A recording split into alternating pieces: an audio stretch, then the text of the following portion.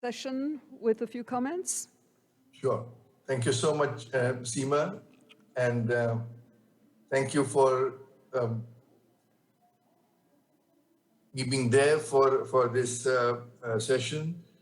The conventional wisdom in patients who present with metastatic disease has been that the treatment would be systemic and local treatment is reserved for individuals with either ulcerating or bleeding tumors. With the advent of very effective radiotherapy to some extent, but chemo, hormone, and targeted therapy, the response rates have been so great that we are tempted to achieve some local control. And while there is a large body of retrospective evidence, I must warn that a lot of it is hugely biased. But there is randomized evidence, and there are at least 4 trials that have been published, and we have some eminent speakers with us who would give us some insight into it. But primarily, the questions that beg to be answered is it really necessary to undertake locoregional treatment in patients who present with metastatic advanced disease? That's the first question. And if that's beneficial, is there any subset that might be benefited and the others may not, or benefited more than the others? And lastly, if there is a trial of surgery versus no surgery, in what percentage of only systemic therapy arm there is a need for surgery? These are the 3 clinical questions that trouble us. And finally, are there any biological insights that might just allow us to say whether removal of primary tumor has an impact on distant metastasis? So this would be an excellent human model to understand the impact of removal of primary tumor at the distant sites. We have with us Dr. Seema Khan, we have Dr. Anthony Lucci, we have Dr. Amy Zhu, and as part of panel discussion, Ms. Mason. And I hand over the local responsibilities to Dr. Seema Khan, who is the professor of surgery and the PI at the Northwestern Preventive Consortium at the Northwestern University. So over to you, Seema. Thank you very much, Dr. Budbay. So I am going to kick off with, if I could have my slides, please, with a discussion about primary site local therapy for de novo stage 4 breast cancer. I will be discussing the results of prospective clinical trials. I'd like to thank the program committee for inviting me here. It's a great pleasure to be here. And I have no conflicts of interest to disclose. So just as a reminder, about 6% of new breast cancer diagnoses in the United States are stage 4 at diagnosis. The median survival, 3-year survival of these patients in 2011 was almost 40%. It has improved since then, and we'll be talking about that.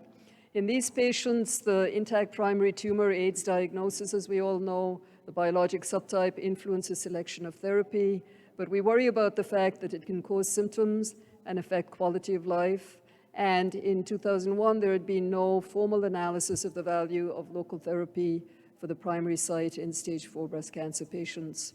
So we looked at the National Cancer Database. The data that were mature at the time were from 1990 to 93. This was 20 years ago. And looked at the median survival by surgical group and found that women who had received surgery for their primary site did show a better survival.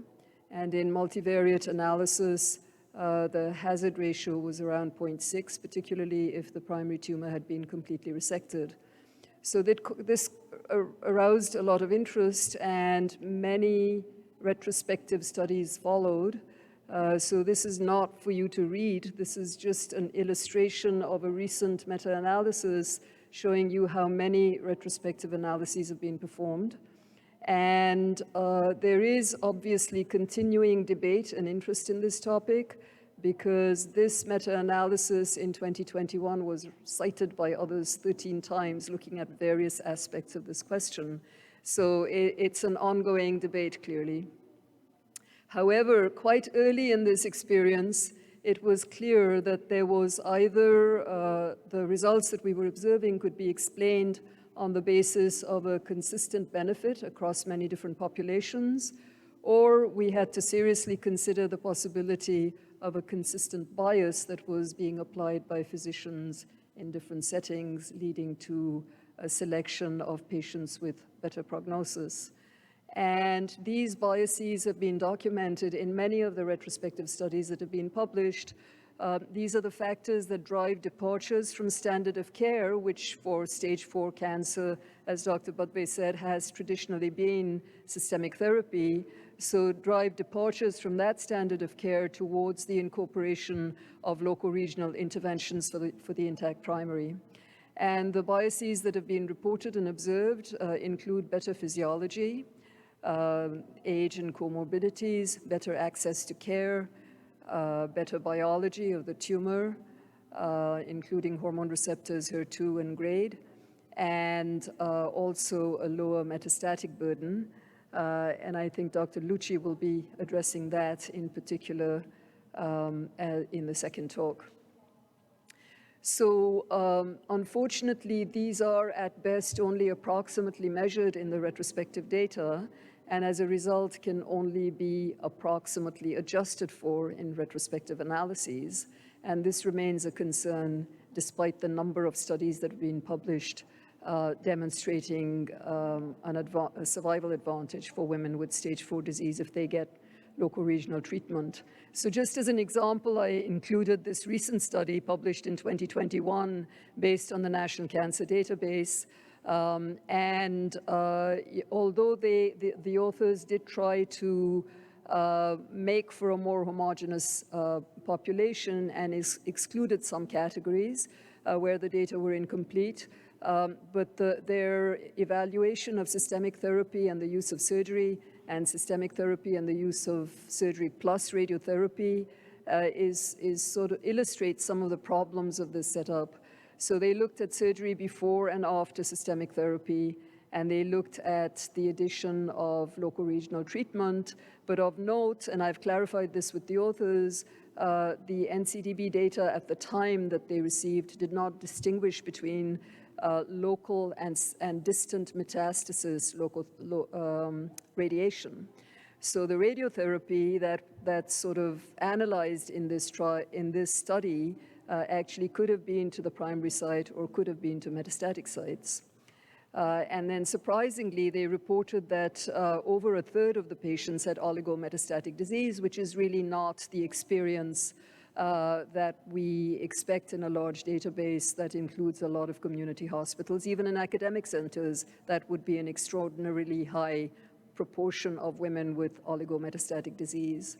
So their results are shown here. They concluded that trimodality therapy with surgery, radiotherapy, and systemic therapy is best. Again, the radiotherapy could be local or distant. And then the systemic therapy with radiotherapy alone without surgery was worst. And surprising features of this analysis were that oligometastases were quite common. Systemic therapy was used in a small proportion of patients, considering that these were stage 4 patients. And locoregional treatment with radiotherapy was indistinguishable between the primary and the distant site. So this just illustrates, despite the fact that it's a very new study published this year, it's not last year yet, that these analyses are really fraught with hazards in terms of reaching definitive conclusions. So we need to turn to prospective trials, because there have been some now. And these are listed here. So there are randomized trials, and then there are some non-randomized trials. So of the 5 randomized trials that have enrolled patients, The Japanese study, JCOG 1017, is going to be analyzed hopefully next year in 2022, so we can't talk about that. But we will discuss the others, and then the non-randomized trials are listed there. So for the randomized trials, there were two essential designs that were used. The first was where the patients who were registered received systemic therapy initially that was either defined by the protocol or appropriate to their tumor and other characteristics. And then following the systemic therapy, they were registered. If they did not progress on systemic therapy, they were randomized to either continued systemic therapy or to local regional treatment for the primary site to be followed by continued systemic therapy. The alternative design was where patients were registered at the outset and randomized immediately to either systemic therapy alone or to local regional treatment followed by systemic therapy. So for the first design, 3 trials have, as I said, accrued patients. The Japanese trial is not complete. The Indian trial led by Dr. Budve has been published a while ago now, and the the North American trial, E2108, is currently in press, so hopefully you'll see the full manuscript very soon. The surgery first or randomization first, upfront randomization trials were MF0701 by the Turkish Federation, led by Dr. Saran, and the positive trial in Austria, led by Dr. Fitzel. The Turkish trial did reach full accrual and has been published. The Austrian trial has also been published but did not reach full accrual. They enrolled 90 patients. So to compare the 2 trials with upfront systemic therapy then, the inclusion, the systemic therapy plan was a little bit different between Tata Memorial and 2108. So it was mostly anthracycline-based chemotherapy that was used up front in the patients in Mumbai. In 2108, it was optimal systemic therapy as defined by the physician according to national guidelines based on tumor and patient characteristics. In terms of so they're very similar trials. I'm just highlighting the differences. So in terms of the exclusions, in Mumbai, women with more than 3 or more organ sites of metastatic disease were excluded, as well as those with extensive liver metastases. And also, if there was a single metastatic lesion that was amenable to local therapy, those patients were excluded as well. In the North American study, we only excluded women whose survival was expected to be less than 6 months. And those with a single metastatic lesion were allowed to participate as long as that single site was biopsied and proven to be metastatic. So without going into the details of this flow, I just want to point out that the local therapy, the numbers were relatively similar, and we'll go into the numbers again, but the local therapy design was also similar, except that in Mumbai, the axillary dissection was mandated as part of the local regional treatment, whereas in the North American study, sentinel node biopsy was allowed. And these are the survival results. So you can see that the 2 arms, the survival curves are entirely overlapping. If they weren't in different colors, they wouldn't be distinguishable, suggesting absolutely no benefit in terms of overall survival for the use of local regional treatment for the primary tumor when it follows an initial period of systemic therapy. And the only other thing to note about this, and I actually don't know where the pointer is. Here, there it goes. So the only other thing to note about this is that along the y-axis, you see that the time frame here is up to 3 years, and in the North American study is up to 5 years. And the survival is different. So here at 3 years, the overall survival is just over 20%, and in the North American study, it was around 70%. So somewhat different survival experience, but otherwise very similar results.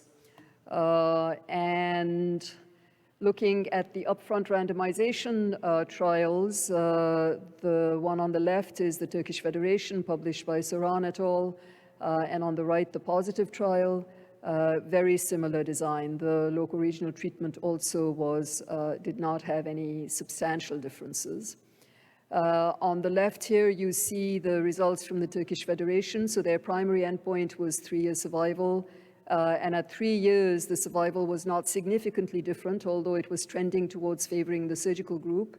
At 5 years, there was a significant difference, with 20%, 24% surviving 5 years in the systemic therapy group, and about 40% surviving in the locoregional treatment group.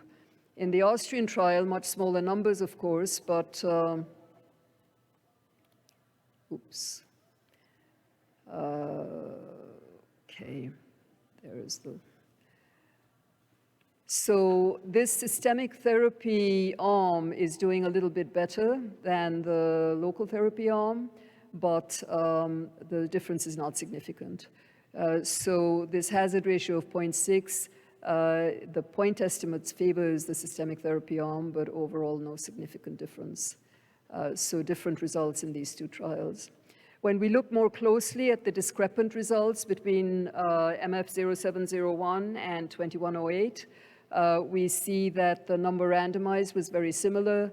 The average age was not too different, but there were some differences in the randomized groups. So in the 0701 study, hormone receptor positive tumors were more frequent in the surgical group. Triple negative tumors were more frequent in the systemic therapy group, and bone-only metastases were more frequent in the surgical group.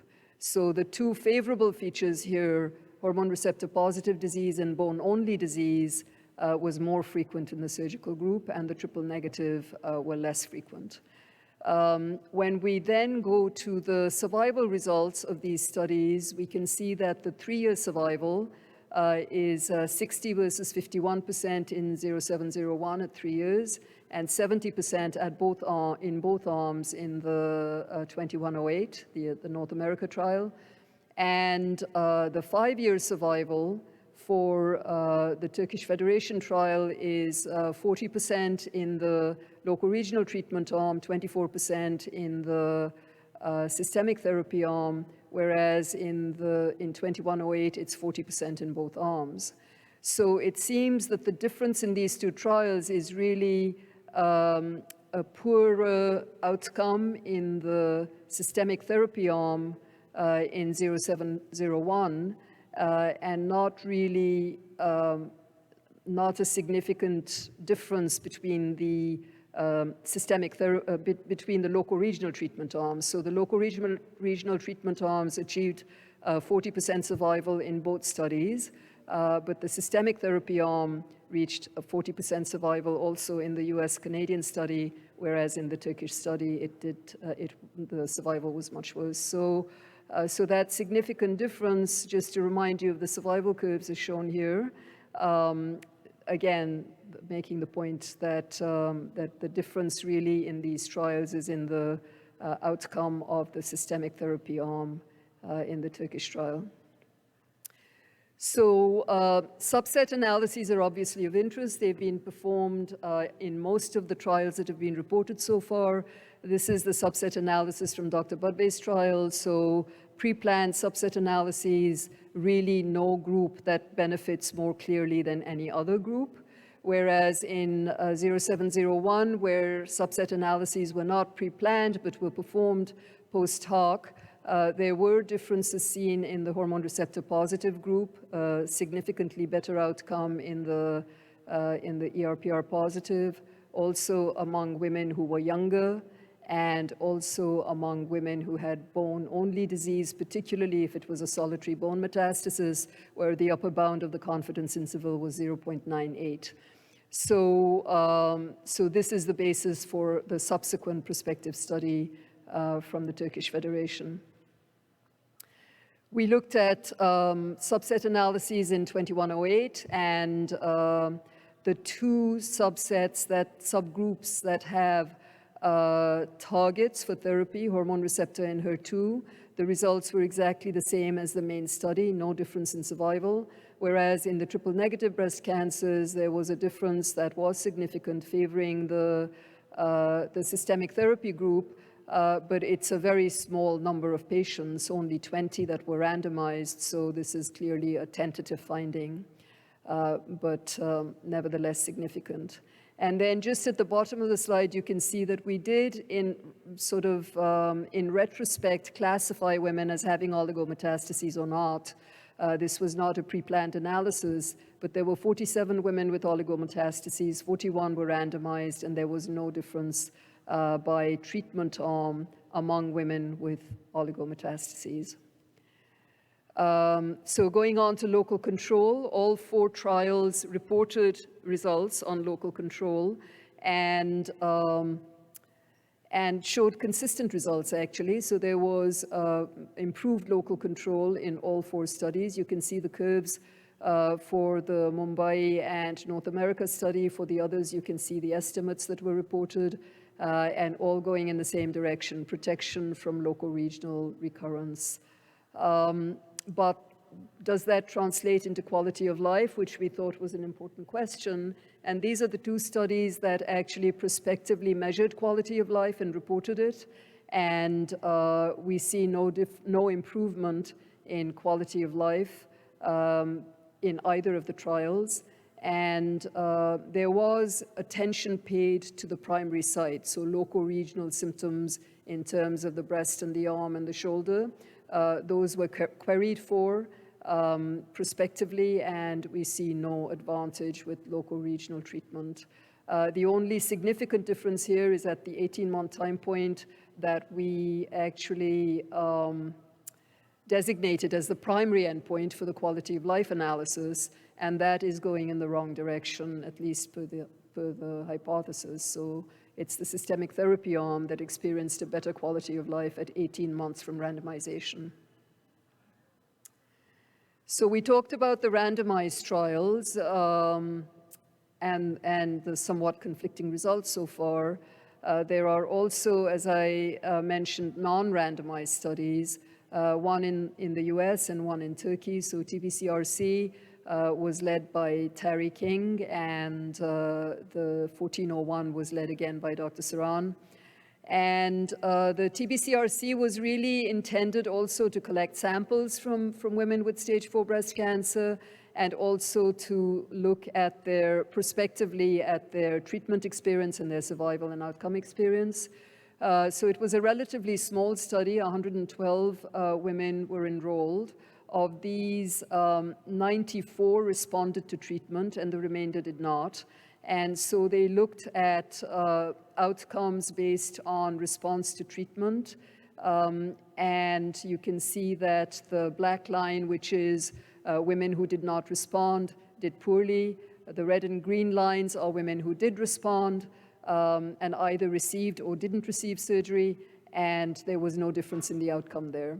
So these results suggest that the outcome for women with stage 4 breast cancer is determined to a much greater extent by their response to systemic therapy than by the use of surgical treatment. So these are the survival numbers.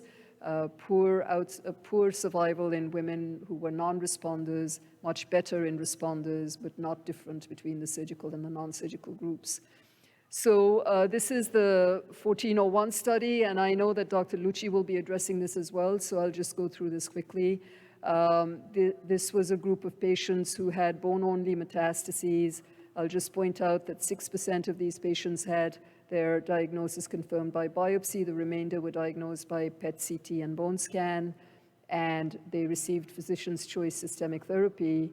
There was actually, as in the retrospective studies, a very marked difference in the groups that experienced the 2 treatments, systemic therapy alone or systemic therapy with locoregional treatment. And you can see all the significant p-values here and the difference between the groups. The things that did not differ in this study were the hormone receptor status and histology, and the follow-up interval between the two groups. Dr. Lucci will talk about this, so I'll skip that. But I just want to show you that the subsets that were analyzed all show favorable trends for survival. The only exception is triple-negative breast cancer, and here you see that the hazard ratio is still 0.5, but it crosses the interval bound, the bound of unity, so it's not significant. So this is a positive study, in my view, is more hypothesis generating than providing definitive data, and it'll be interesting to see where these data go from here. So the number of bony lesions did not seem to affect the magnitude of the benefit. It was all similar across. So then when we compare these results to results from the randomized trials where there were subset analyses looking at bone-only disease, we see that there were 100 women with bone-only disease in 2108, 102 in, 100 at Tata, 102 at 2108, 126 in 0701, and 34 in positive. And this amounts to a total of 362 women with bone-only disease who were entered into these 4 trials. And in all of these trials, there was no significant survival advantage for bone-only disease. So again, it's a question that is probably pertinent at this point, but I don't think has been answered. At least there's no data so far suggesting that there is improved survival in the randomized trials. The prospective registry is a different issue. So putting it all together then, I would say that the retrospective data continue to show an association with improved survival benefit and continue to be published when looking at patients with de novo metastatic breast cancer who receive locoregional treatment. But of the 3 clinical trials that have reached full accrual, 2 show null results. And I should put in a sort of caveat here. So I'm saying that they reached full accrual, but we actually in 2108 had to decrease our accrual goal because of low accrual. So that's an important parenthetical notation, I think. Nevertheless, 2 of the 3 completed clinical trials showed null results. MF0701 we've discussed, it did show an advantage for patients undergoing locoregional treatment, but because of the, looking at the survival experience in more detail, I think it's reasonable to ask whether this really reflects just poorer survival in the systemic therapy arm related to adverse biology in that arm, or whether it's really better survival in the locoregional treatment arm. And then the other point that Dr. Xu is going to address, but I'll just mention as an introduction now, is that there is a lot of interest in locoregional treatment for metastatic lesions. So in those trials that are addressing locoregional treatment for metastases, many of them are either requiring or recommending that the primary site be controlled if the primary tumor was intact at diagnosis. So we will not be able to answer the question about locoregional treatment for the primary site and oligometastatic disease from those trials because there's no randomized comparison, obviously, and the trials mostly require control of locoregional disease. So it'll be interesting to hear Dr. Xu's comments on that. So I think that the value of locoregional treatment for the primary site in the oligometastatic setting will not be addressed by those trials and will need independent consideration. So in conclusion, again, available level 1 data provide little justification at present for a physician-recommended treatment of the primary site for locoregional treatment as a means of extending survival. Although local control is improved by the use of primary site locoregional treatment, so far this has not translated into improved quality of life. And that's actually very sobering because, you know, we, especially us surgeons, we tend to think that the effects of locoregional treatment go away over a relatively short period of time, maybe 6 months to a year. And at the end of that, women will really be feeling better about the fact that their tumor is controlled locally, but these data don't support that idea. And then primary site locoregional treatment, I think, can be considered if the primary tumor is progressing, but the distant disease is well controlled with systemic treatment. And that sort of relates to the oligoprogression treatment that Dr. Xu, again, is going to address in greater depth. And then just as a reminder, JCOG 1017 results are expected next year, and I think we're all anticipating them eagerly. And then finally, oligometastatic or bone-only disease may present a distinct subset where locoregional control influences survival, but this remains to be proven. So with that, I thank you for your attention.